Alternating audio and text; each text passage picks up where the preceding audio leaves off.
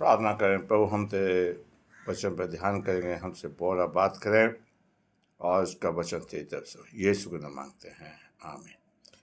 आज का वचन जो पाया था दूसरा इतिहास उसका 7वां अध्याय की 14वीं आयत पर हम ध्यान करेंगे। और यहाँ पर इस तरह से लिखा है, तब यदि 14वीं आयत पर हम ध्यान करेंगे जो कि प्रभु का उदास लिखता है। और यहाँ पर इस तरह से है, तब यदि मेरी प्रजा के लोग जो मेरे कहलाते हैं दीन होकर प्रार्थना करें और मेरे दर्शन के खोजी होकर मेरी अपनी बुरी चाल से फिरें, तो मैं अब स्वर्ग से उनकी सुन के उन्हें उनका पाप क्षमा करूँगा और उनके देश को ज्यों का त्यों कर दूँगा। परमेश्वर अपने वचन के पढ़े और सुने जाने पर आशीष दे। सुलेमान जब परमेश्वर का भवन बना चुका, परमेश्वर ने उसे दर्शन दिया और परमेश्वर कह रहा है, आज आपसे मुझसे कह रहा है, आदि मेरी प्रजा के लोग, क्या हम परमेश्वर की प्रजा हैं या नहीं। पहली बात हमें ये देखना होगा। पहला यूहन्ना हम देखते हैं, यूहन्ना की पुस्तक उसका पहला अध्याय की बात लिखा है, जो परमेश्वर अपने घर में आया, अपने लोगों के पास आया और जितनों ने उसे घृण किया उसने उन्हें परमेश्वर की संतान होने का अधिकार दिया। हम परमेश्वर की प्रजा के लोग कहलाएं, परमेश्वर के जन कहलाएं। मेरे प्यारे भाइयों, क्या हमने प्रभु को ग्रहण किया है कि नहीं? क्या प्रभु हमारे घर में आया? और यहाँ सुलेमान से प्रभु कहता है, दर्शन देने के बाद कहता है, मेरी प्रजा के लोग जो मेरे कहलाते हैं। हम प्रभु के कहलाए। मेरे प्यारे भाइयों, आज हम अपने माँ बाप, अपने समुदाय के सब लोग बड़े गर्व से कहते हैं हम वहाँ के लोग हैं।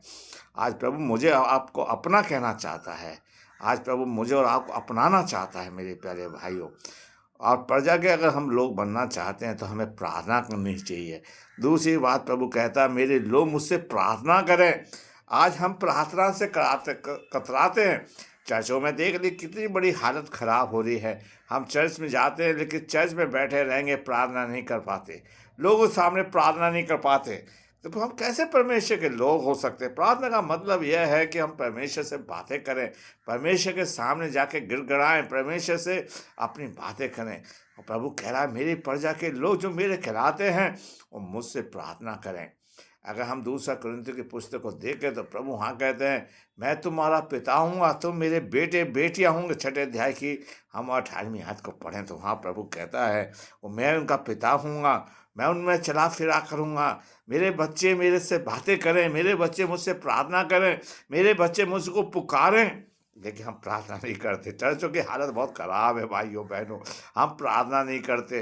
तीसरी बात प्रभु कह रहा है, मेरे दर्शन की खोजी हो। आइए हम प्रभु के दर्शन की खोजी बन जाएं, परमेश्वर को खोजने वाले बन जाएं। यशायाह की पुस्तक उसका 56 अध्याय उसकी 6ठी आयत को देखे, प्रभु कहता है, और वहाँ प्रभु कह रहा है कि जब तक यहोवा मिल सकता है तो उसकी खोज में लगे रहो।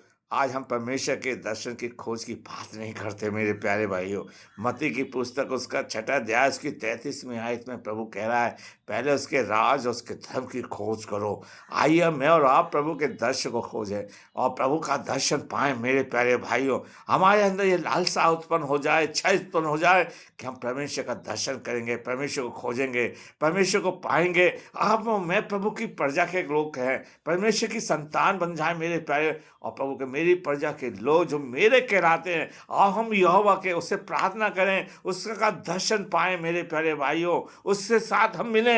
मेरे प्यारे भाइयों, मेंबरशिप से काम नहीं चलेगा। हम परमेश्वर की प्रजा कहलाएं, परमेश्वर के जन कहलाएं, उसकी संतान कहलाएं और उससे प्रार्थना करें, उसके दर्शन की खोज करें। और प्रभु कह रहा है, मैं उनके पाप क्षमा करूंगा।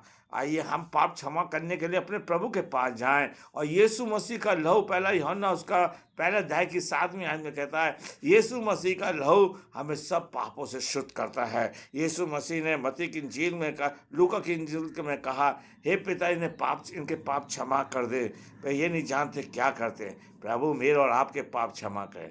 प्रभु आपको आशीष दे। मेरी आपसे निवेदन है कि आप इस वचन को, इस वीडियो को लाइक करिए, शेयर करिए और सब्सक्राइब करिए, और ज़्यादा से ज़्यादा आप इस मिनिस्ट्री के लिए सेवा करें।